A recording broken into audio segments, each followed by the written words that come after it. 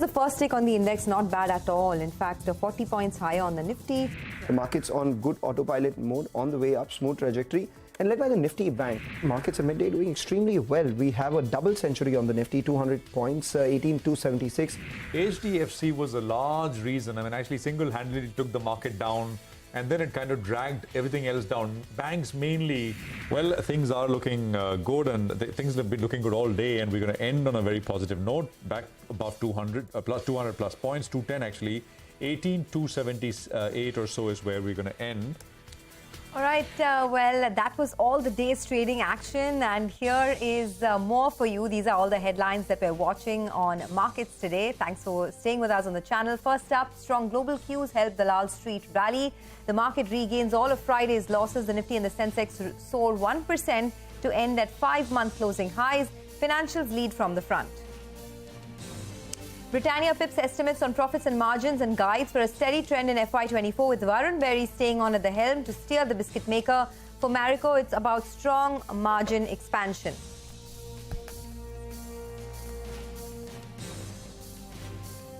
Coal India slips on a big jump in provision for wage revision and little clarity on the revision of the fuel supply agreement, while the US FDA asked Sun Pharma to engage an independent reviewer for its Mohali unit, and that is a worrying signal.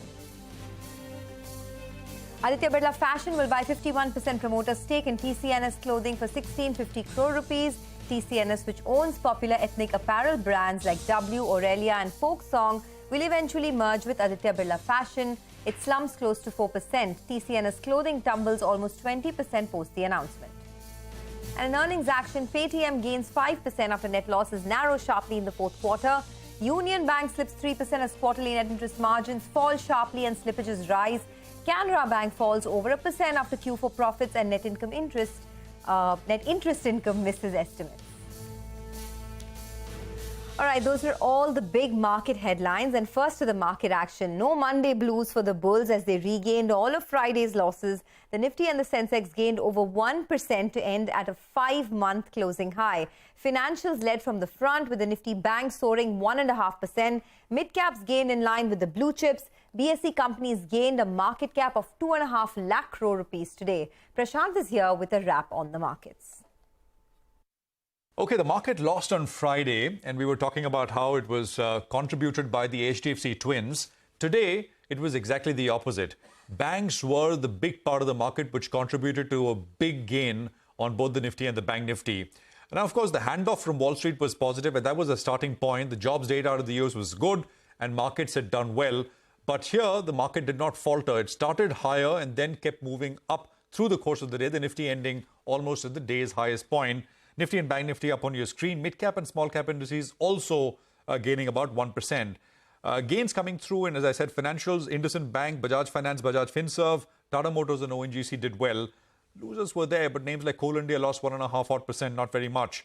The breadth of the mid-cap and small-cap move was pretty impressive. Even huge array of stocks, Paytm, Marico, Manappuram, Lodha, Equitas, many of them, of course, reacting to results. Triveni Turbine, Indigo Paints, KEC, rate gain is back close to about 400 after a while. Balaji Amines, Dollar Industries, CSB Bank, and so on and so forth. And I'm limiting myself to stocks with volumes. A downside in these rail infrastructure stocks which have done well. Mid-cap PSU banks came under some selling pressure. Both AB Pharma and TCNS brands came under some selling pressure, and the Adani Group stocks were also more down than up in terms of trade today. Will the market once again march higher? The start has been good. If global cues support, it's entirely possible that we perhaps go back to the previous high, which is not very far away. It's closer for the Bank Nifty as compared to the Nifty, but both are within kissing distance. Back to you. Okay, so it was indeed a very strong day, and largely because of FI buying that we saw and very strong global cues as well. But has the bull market resumed? That's the big question we're asking. Rahul Singh of Tata Mutual Funds is quite bullish on the manufacturing sector and industrial sectors as well. He laid out his other sectoral bets earlier when we spoke to him in the day. Listen in. I think if at all there is any alpha at the sectoral level, I think banking still offers some. Where the valuations are early to mid-cycle, still, whereas the fundamentals are mid to late. So the other segment of the market which we have been very bullish on is manufacturing and industrials as a pack, which includes capital goods. I mean, one of the sectors we have seen this quarter also and last couple of quarters surprising positively is capital goods. That's a segment where we still see potential for positive surprise because there is genuine capex revival happening across corporates, across the government, and also to some extent real estate is a part of it. So that's the other part which I would say is as a theme or as a pack is looking interesting for the next 1 or 2 years. Okay, so he's bullish on manufacturing as well as, a couple of other sectors like industrials. But moving on to the global arena, veteran investor Warren Buffett addressed shareholders of Berkshire Hathaway at the annual general meeting this weekend. Buffett called for a punishment to executives at failing banks and where he sees growth and returns for investors. In fact, he's quite optimistic on the economy. Listen in. Owning banks, events will determine their future, and you've got politicians involved. You've got a whole lot of people don't really understand how the system works, and I would say that you've had something less than a perfect communication between various people and the American public. So the American public is probably as confused about banking as ever, and that has consequences. All right, let's move on to the second headline now. Marico raised over 7% on a beat in net profits at over 300 crore rupees, aided by higher other income of over 60 crores. However, the margins at 17.5% came in lower than expectations. Mangalam joins in to give us an update on how Marico played out this time around. Mangalam, over to you. Well, for Marico, what really stood out this time around, apart from the numbers, which were largely in line with street expectations thanks to the fourth quarter update that the company had given, was the management commentary. As far as their volumes and revenue trajectory is concerned, they see a lot more improvement out there. Gross margin, likely to improve by around 200 250 basis points going forward. While they'll plow back some of those savings into ad spends, the operating margins of the company nevertheless will improve by at least 100 basis points, and that's what the management said. Apart from that, the growth driver of the company, which is the premium personal care, foods business and the digital-first brands, will account for 20% of their overall sales in FY24. This compares with 15% that there was in FY23. And importantly, the management guides for contribution coming in from these verticals on their profits as well between the 12 to 18-month mark from here on. We saw brokerages be extremely happy about this as well. And JP Morgan had a view on Marico. They have an overweight rating with a target upwards of 500 rupees, 550 rupees on the counter, and they believe that the company is well poised to benefit from the growth that they will have from their diversification, and at the same time the management commentary was solid. The other headline, Mangalam, was Britannia. It was under pressure despite reporting margins at near all-time highs. The FMCG major's net profits at over 550 crores beat street estimates versus an expectation of 490 crore rupees. Britannia also reported in-line numbers on the revenue front. So this was a strong quarter indeed, but then what went wrong with the stock? Well, for Britannia, it was a solid showing in the fourth quarter, especially on the operational front. The gross margins were at a record high, expanding nearly 690 basis points year on year and 120 basis points quarter on quarter as well, as a result of which the EBITDA margins also closing in on that 20% mark, near record highs. For the company's revenue, it grew at 13%, largely in line with street estimates, backed by 1% volume growth. And that was a miss on account of expectations, and that was a miss largely because the company had undertaken some sort of reduction in grammage, and at the same time there was some weakness in the low unit packs. However, the number of packs that the company sold were close to around 12% higher as compared to last year. The other thing that stood out for in the numbers for Britannia this time around was the performance of their non-biscuit portfolio. Brands like Treat Croissant as well as Winking Cow have now crossed that 150 crore milestones, and this business now accounts for nearly 600 to 700 crores in their overall portfolio and will be a growth driver. The cherry on the cake or the cookie was the extension of Varun Berry's term as the executive vice chairman and the MD of the company for the next 5 years until 2029. Okay, thanks a lot for that. So that's on Britannia as well as on Marico. The third headline today, Coal India slumped close to 2% on the back of a huge decline in margins and net profit. The company reported a net profit of over 5,500 crore rupees versus an expectation of 9,200 crore rupees. However, the revenues came in higher than street expectations. Nigel is here with the key highlights. Nigel, over to you. Oh, that's right. Coal India's numbers were a mixed bag, but two factors that disappointed the street. One was on the margins, and the second factor was absence of any kind of announcement on FSA price hikes. But let's run you through the numbers first. I say it's mixed because the top line actually was better than what we were working with. Two factors played out there. One is the other operating income. That jumped up by close to 9% on a sequential basis as well. And the blended realizations were up by close to around 13%. Most of that has been driven by higher e-auction prices, which will not sustain from year on because global prices have fallen. But the encouraging part is FSA price increases actually haven't yet come about, and yet FSA realizations were up by close to around 5% on a year-on-year basis. What caused this? A better product mix, maybe a higher amount of FSA sales to non-par clients, which helps them, and also they would receive their incentives in there. So good top line is what we saw. The problem was on margins as well as the absolute EBITDA number. Well, it missed our estimates. The key reason out there was higher employee costs, coming in at close to around 17,000 crore rupees odd. It included provisions to the tune of around 5,900 crores. Remember, they've gone ahead and they've approved wage increases, but the prices have not been revised upwards, which is a bit of a disappointment. A weaker operational performance led to a miss even on the profitability front. What's good, though, is that they continue to declare dividend. For the year, they declared, close to around 24 rupees 50 paise odd. So that continues. The biggest trigger for the stock from here on, though, will be FSA price increases. The wage price increase has happened. Now all eyes are on the FSA price increase. If that happens, then in fact, you'll see a bit of an up move on the stock. But for the time being, the street focused on the margin miss, and that's why the stock slumped in trade. Okay, thanks a lot for that. Well, in more stock-specific news, Sun Pharma lost close to 1%. The US FDA had sent a letter to the pharma major's Mohali unit. Nomura has put out a view on the stock and the US FDA inspections. Ekta joins in with more on that. Ekta, what is Nomura saying? Well, yes, Sun Pharma continues to be in focus because CNBC-TV18 has now accessed the non-compliance letter which was issued to Sun's Mohali facility. Now, the US FDA has indicated with regards to the Mohali unit, which was in fact inherited by Sun Pharma during the Ranbaxy merger and was a part of Ranbaxy and was put under consent decree in 2012, that based on the August 2022 inspection, Mohali unit was not operating in line with the consent decree. Now, the US FDA has asked Sun Pharma to take remediation steps, which includes to retain an independent expert for a comprehensive review and remediation plan.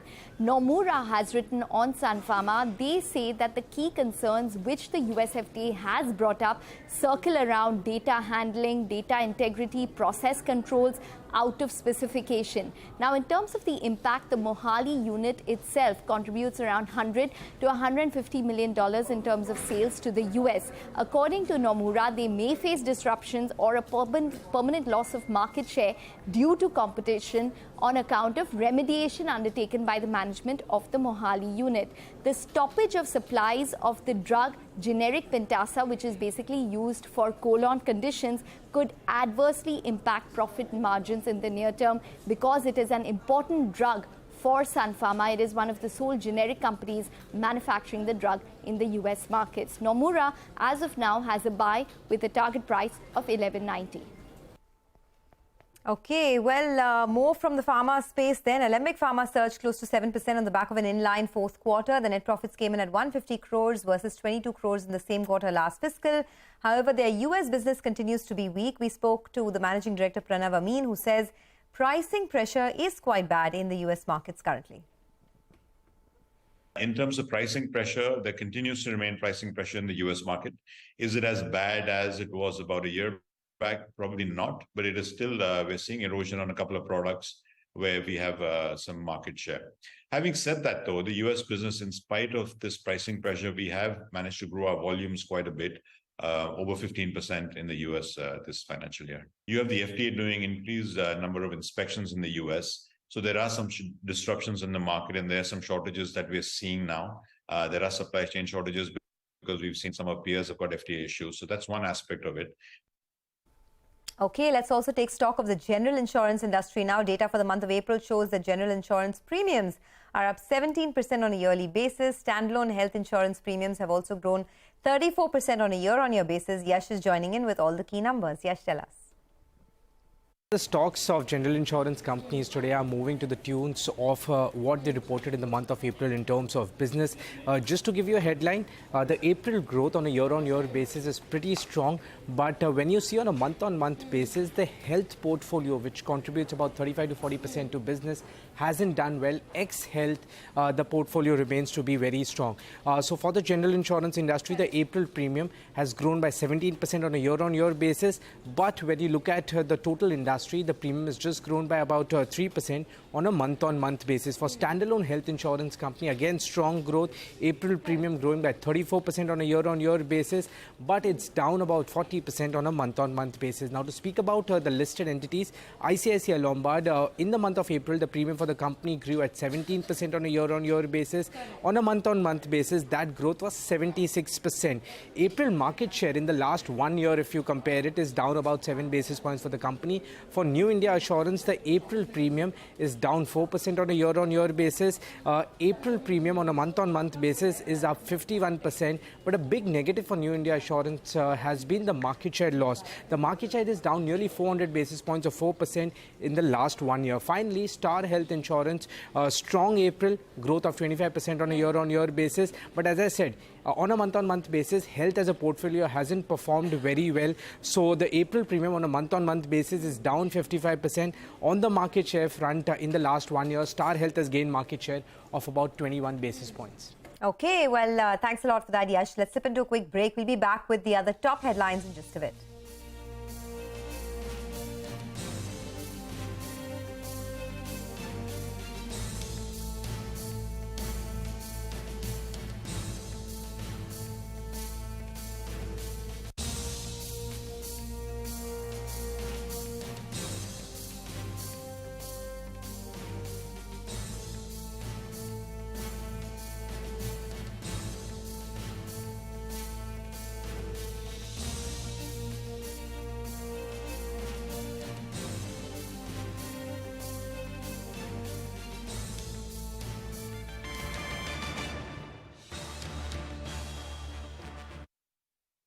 Yes, it's okay for us to nod for everything.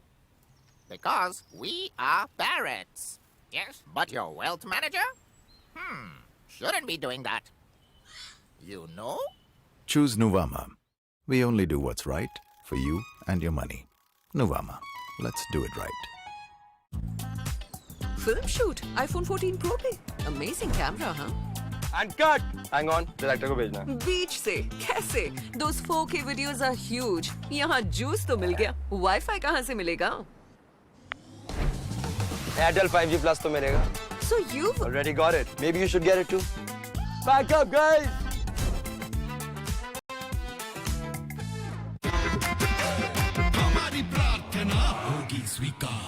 Z-Black Premium Agarbatti and Dhoop, official prayer partner, Delhi Capitals. Nexus Select Trust, owner of India's leading mall platform of high-quality assets, with 17 best-in-class malls across 14 cities, now makes an initial public offer of units aggregating up to 32 billion rupees. The 100% book-built offer of units being offered in a price band of 95 to 100 rupees per unit. Opens May 9th, closes May 11th, 2023. For details and risk factors, refer to the offer document dated April 28th, 2023. An exquisite solitaire. Truly special.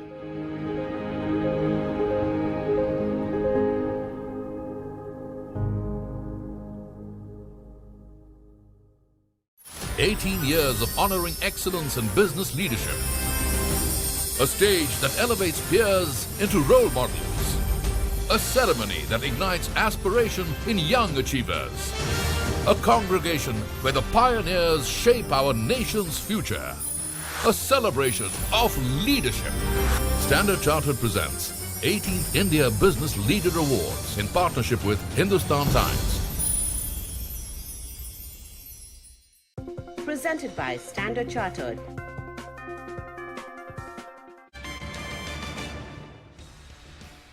Welcome back. You're still watching markets today on CNBC-TV18. Well, the fourth headline today, Aditya Birla Fashion will buy 51% promoter stake in TCNS Clothing for 1,650 crore rupees. Now, TCNS, which owns popular ethnic apparel brands like W, Aurelia and Folk Song, will eventually merge with AB Fashion. On the back of this, shares of TCNS tanked almost 20%, while AB Fashion fell over 3%. Mangalam is here with more details on all of that. Mangalam, take us through the deal rationale and what brokerages have made of this.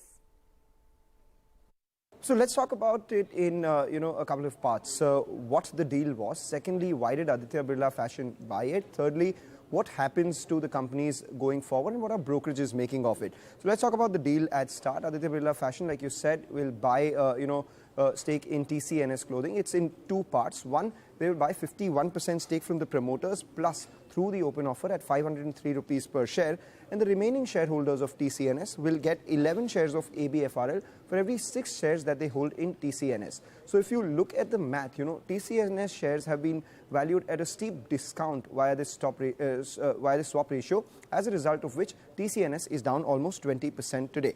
If you take a look at the total consideration that ABFRL will have, is close to around 2,900 odd crores. Now on to the rationale. Remember, TCNS has strong women's ethnic wear brands like W and Aurelia, and ABFRL itself targets about 80 to 85% of their ethnic wear revenue coming in from women's wear in the next couple of years, and their overall sales, 40% of which should come in from women's wear itself.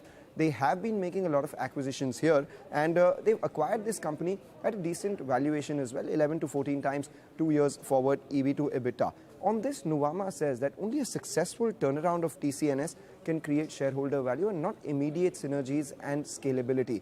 In fact, if you just take a look at the additions that they've made to their portfolio over the last couple of years, they bought stake in Jaipur, they bought stake in Shantanu and Nikhil, 51% stake in Sabyasachi. As well, recently they had a deal with Reebok too. So they are plugging their gaps in their portfolio to make a house of brands. And that is one of the concerns that Motilal Oswal has, that a long tail of recent acquisitions made by ABFRL, some of them are loss-making and haven't yet stabilized. So a prolonged phase of investments in these businesses and getting them to stabilize may weigh in on their EPS. In fact, this deal itself could have a potential 18% impact on the EPS, as a result of which they've downgraded the stock. But here's the catch. The target price that they have, accounting for this 18% hit, is 245, which is still above the current market price of ABFRL. So let's see how this goes. Definitely a negative for TCNS, but a positive for ABFRL in the long term.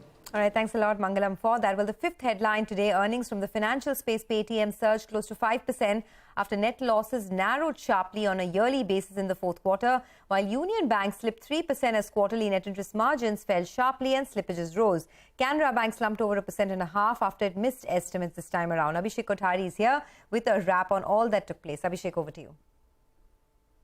Well, Paytm reported a strong set of numbers, the total income being up 49.5% YOY and more than 15% sequentially. The contribution profit margin actually improved to 55%, which meant that they were EBITDA positive this time around too, just like previous quarter. So net loss has actually declined both YOY and quarter-on-quarter as well.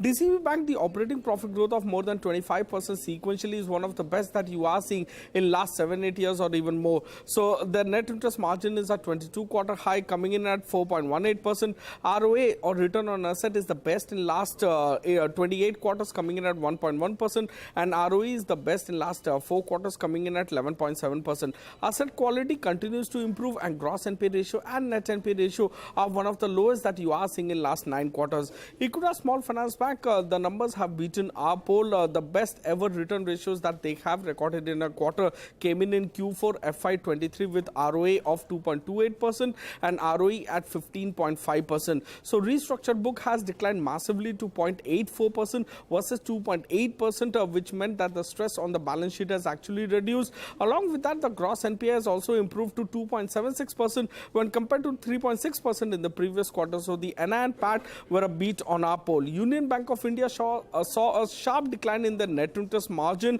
and slippages also increased quarter on quarter. So it was a weak performance from them. The slippages increased to to 2,794 crore for Q4 when compared to 2,567 crore in the previous quarter. The asset quality continues to improve. Gross NPA ratio is the lowest that you are seeing in last 29 quarters, coming in at 7.5% when compared to 7.9% in the previous quarter.